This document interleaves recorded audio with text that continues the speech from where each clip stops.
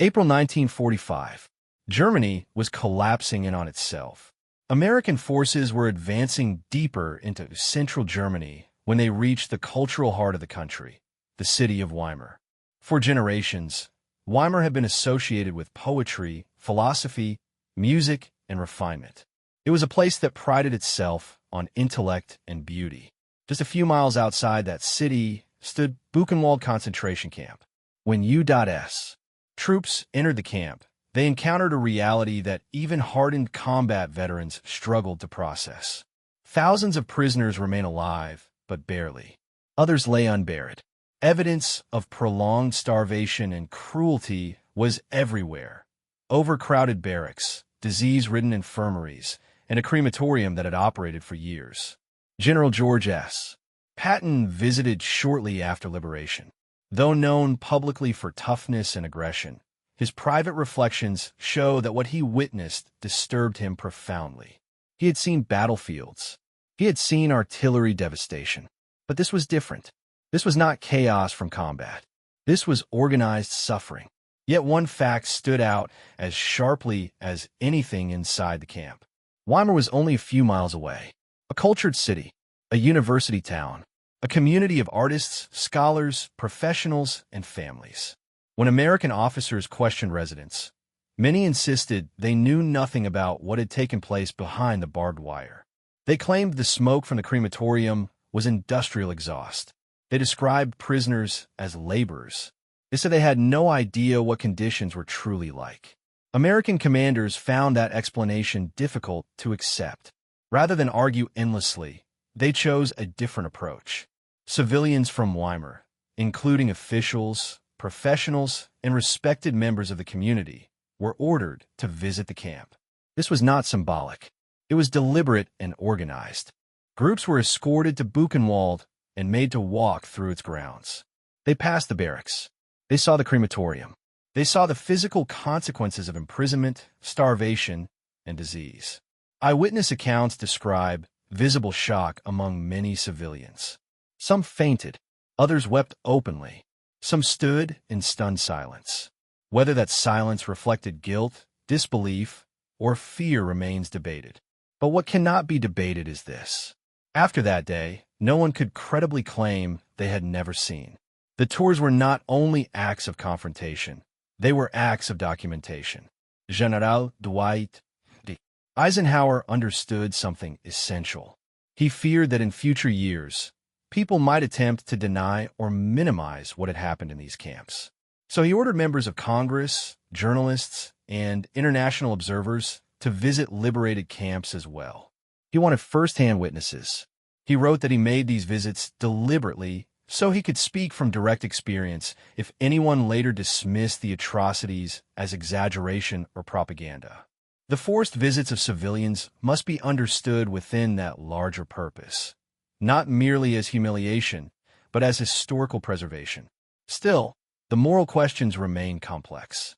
How much did ordinary citizens truly know? Under authoritarian regimes, fear and propaganda shape public understanding. Speaking out could carry severe consequences. Many people chose silence as a survival strategy. Yet Buchenwald had operated since 1937. Smoke had risen for years. Trains had arrived. Prisoners had been marched through nearby areas on labor details. Complete ignorance becomes harder to defend under those circumstances. Some historians argue that many civilians practiced what psychologists call motivated blindness, choosing not to investigate signs that might disrupt their sense of normalcy. Others point out that authoritarian systems fragment information deliberately, allowing people to rationalize what they see. The truth likely lies somewhere in between. What the American leadership sought to eliminate was plausible denial. After walking through Buchenwald, after breathing the air, after seeing the evidence firsthand, denial became impossible. The psychological impact was immediate. Weimar had long viewed itself as a symbol of German culture. Now it would forever be associated with proximity to one of the regime's most infamous camps. The image of refinement and the reality of atrocity existed side by side, and that contradiction forced a reckoning. The events also carried global significance. Photographs and film from liberated camps circulated worldwide.